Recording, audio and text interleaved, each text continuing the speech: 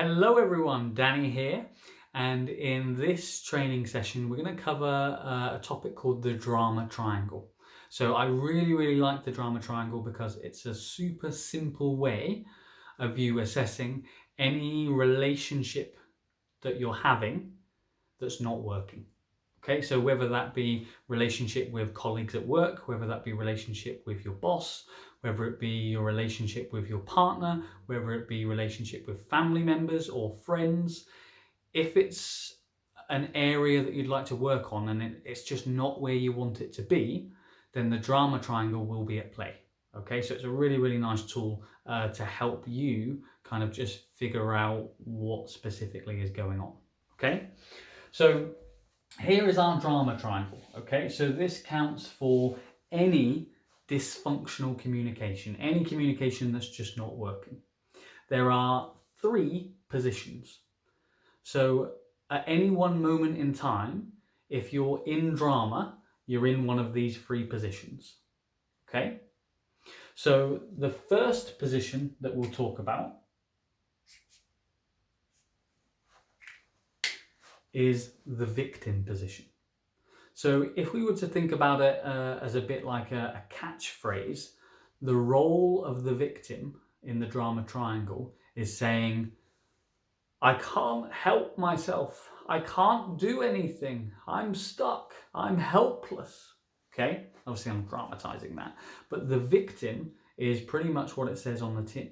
They're saying and they're stating that they can't do anything for themselves. They're helpless. They don't know what to do about it. They don't have the resources. They can't make the decisions. Whatever it is, when they're in victim mode, things are helpless. Things are hopeless. Okay? And if you are someone who does the victim, because again, we'll all do it from time to time, but if you spend a lot of time in victim, then you've probably been experiencing the problem that you're in for quite a while. Victims tend to stay stuck because they're in this perception that they're helpless when really you're not helpless. You might need a bit of help, but you're not helpless. The next position is we've got our victim. Yeah, we'll do this one next. The next one is the persecutor. So if we were to think about catchphrases again, the persecutor would be with their index finger pointing, this is your fault. This is only happening because of you. This is all your fault. This is nothing to do with me. It's all on you. Point. So what you'll notice is if someone adopts a persecutor position, then automatically there'll be a victim. Okay, so these two have a dynamic. Okay, so if someone is in a victim position, there's likely, or there will be someone persecuting them, blaming them. If you're in the persecutor role and you're blaming someone else, you're saying they should have done this, they should have done that, then we've got this dysfunctional pattern happening. The last one is the rescuer. So the rescuer, if we use our catchphrase and image again, is like the knight in shining armor coming in to save the day. So the rescuer will try to save the victim. Okay, so here is our dynamic. We've got the rescuer coming in to save the victim. I'll look after you. I'll help you. I'll take care of that for you. You don't worry about that. I'll do that. Now, at the beginning, the rescuer might sound like it's a really nice role. But the only reason a person goes into rescue mode is if they want to distract from their own issues. They don't want to think about their own worries and anxieties, so it's easier to go and rescue someone else. Take the attention off them and go move it somewhere else. So then we have this dynamic of victim, persecutor, and rescuer. So this was created by someone called Cartman, who's a psychologist.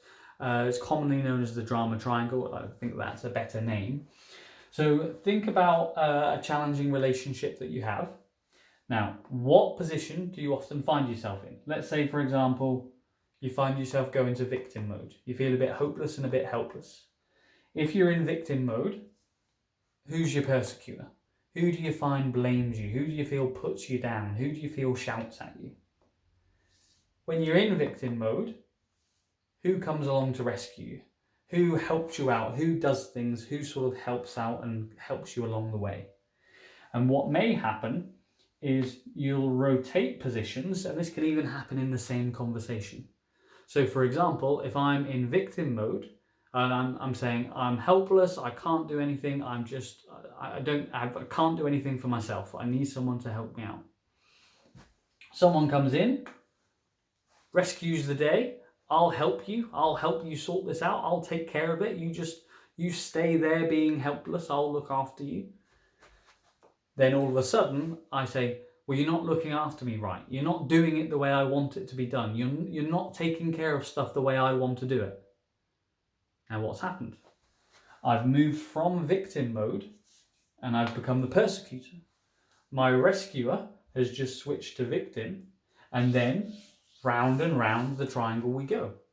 So the drama triangle is a super simple, nice and easy one to recognize, because you can just ask yourself, are you in victim mode? Are you persecuting? Or are you trying to rescue? Okay. None of these positions come from a place of balance and congruence. There is always an emotional charge behind adopting one of those positions. If you're in victim mode, or you're doing victim, the likelihood is there's been some events in your past, or there's been some really challenging circumstances, and you just haven't yet seeked the right help to help you move forwards. So you can tend to get into that learned helplessness mode. I was working with a lady, I think it was last week, and her main issue was had challenging stuff growing up. Won't go into any more, but challenging stuff. She now has a relationship with her husband, but she struggles to trust men. She doesn't really trust him, even though she knows that they're in love and they're married and stuff like that. Often she'll find herself going into victim mode and just feeling not good enough, not worthy, so that he comes in and rescues. And then it goes to persecutor, and then it goes round and round and round. So all of these positions have a charge behind them. Victim, probably events that happened in the past. Rescuer, you just don't want to deal with your own stuff. So again, there's things that have gone on. Persecutor, it's often perceived to be safer to be blaming than to be taking responsibility.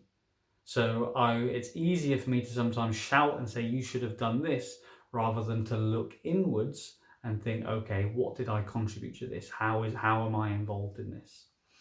So the model says that the way out of this is something called congruence. And that's basically when we're being aligned with our true self, when we're being aligned to our values, and when we're being genuine and authentic. And I think that's a really, really nice model. But then often the challenge is like, okay, I know I'm doing a bit of victim. I know I need to be congruent. How do I do that? Like, what do I do? How do I get out of the drama triangle? So to begin with, I just invite you to notice the drama triangle, just to kind of get better at spotting at it, and then notice which relationships you tend to do which patterns in, because actually getting out of it, often you need a bit of help. You need some extra tools, you need some strategies, you need ways of getting around it to actually transcend the drama triangle, so that you can actually observe it and say, I know what's going on there, but I'm not playing, I'm not getting involved. And often that needs a little bit of help. So if that's something that you're struggling with at the moment, pop some questions below, or feel free to please pop me a message. Okay, so I hope you got some value from that. Please pop in there what you're getting from it, what you're taking from that. And that's all for today's video, and I'll speak to you soon. All right, take care. Bye.